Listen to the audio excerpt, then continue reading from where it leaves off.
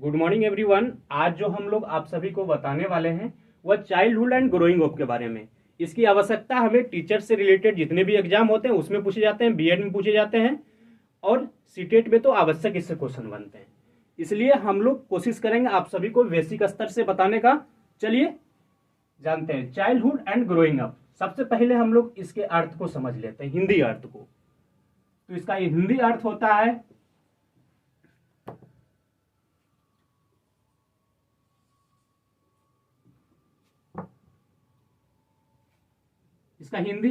बाल्यावस्था।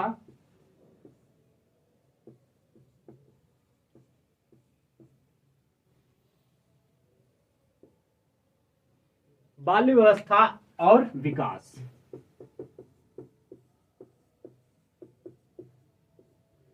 Childhood and growing up.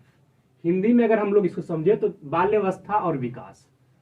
तो बाल्यावस्था का विकास किन किन चरणों में होना चाहिए? तो बाल्यावस्था का विकास शारीरिक होना चाहिए, बौद्धिक होना चाहिए, मानसिक होना चाहिए, सामाजिक। ये सारे गुण, इन सारे गुणों का विकास बाल्यावस्था से लेकर अगर एक शिशु जब जन्म लेता है तो उसे विभिन्न चरणों से गुजरना पड़ता है पौरावस्था तक आने में। तो उन्हीं अवस्था के बारे में आज हम लोग बेसिक रूप से पहले जान लेंगे, उसके बाद एक एक करके सबों को हम लोग डिफाइन करेंगे या फिर विस्तार से जानने का प्रयास करेंगे। हम लोग सबसे पहले जानते हैं बाल्यकाल का अर्थ को। बालकाल कहता क्या है?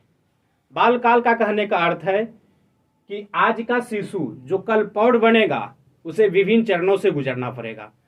बच्चा जब जन्म लेता है तो कुछ दिन तक केवल वह रोता रहता है, लेकिन 5 महीना 6 महीना या साल भर के बाद, साल भर में वह कुछ शब्द जैसे पा माँ ये सब बोलता है। इन्हीं सब अवस्था, ये जो अवस्था है बाल्यकाल का, इसी अवस्था का विकास बच्चों में धीरे धीरे होता है। लेकिन शारीरिक अगर विकास की बात करें वह थोड़ा स्पीड से होता है। तो इसके अर्थ को जानने के लिए बच्चा गिरता है, उठता है, चलता है, वह स्वयं अपनी शारीरिक दक्षता को प्राप्त करता है, न कि उसमें कोई बाहरी हस्तक्षेप कभी नहीं आता है। तो हम लोग इसके अर्थ को समझ लिए। अब हम लोग बच्चों के जीवन से के विभिन्न चरण को भी समझ लेते हैं। यानी बच्चा शिशु के बाद जो अपने पौर अवस्था को प्राप्त करेगा उसके बीच में बहुत सारे चरण है। जैसे में प्रारंभिक बाल्यकाल या शिशु काल। इसका जो वर्ष होता है वह 0 से लेकर 5 वर्ष तक होता है। इसमें बच्चा माता से मातृभाषा में का अनुकरण करता है, कुछ शब्द बोलता है, अपने दोस्त को बनाना सीख लेता है, समाज में खेलने के लिए अग्रसर रहता है। और उसके बाद है बचपन काल या बाल्यकाल। इस काल में बच्चा जो है विद्यालय जाना शुरू कर देता है, जहां पर उसकी बौद्धिक विकास, शैक्षिक विकास होती है। इसका जो एज माना गया है वह 6 से 12 वर्ष तक। आप लोग इसे याद कीजिए, प्रारंभिक बाल्यकाल का जो वर्ष होता है या फिर इसको शिशु काल भी बोला जाता है वह 0 से 5 वर्ष तक। और उसके बाद है बचपन काल या बाल्यकाल, जिसको कि 6 से 12 वर्ष। इस समय बच्चा विद्यालय जाना स्टार्ट कर देता है। उसके बाद है किशोरावस्था। किशोरावस्था को जो उम्र काल है वह है 13 से 17 या 19 वर्ष। किशोरावस्था का बहुत सारा कहा जाता है तना और तूफान का काल है, क्योंकि किशोरावस्था में बच्चा अक्सर गलत राहों पे चल जाता है। उसमें आक्रोश की भावना होती है, उसमें अपने सम्मान की भावना होती है, उसमें कुछ सोचने समझने की शक्ति नहीं होती है, वह दोस्तों पे अपना जान लुटाता है। इसके बारे में भी हम लोग जानेंगे, लेकिन विस्तार से जानेंगे एक एक करके सबों के बारे में। उसके बाद है प्रौढ़ावस्था या युवावस्था।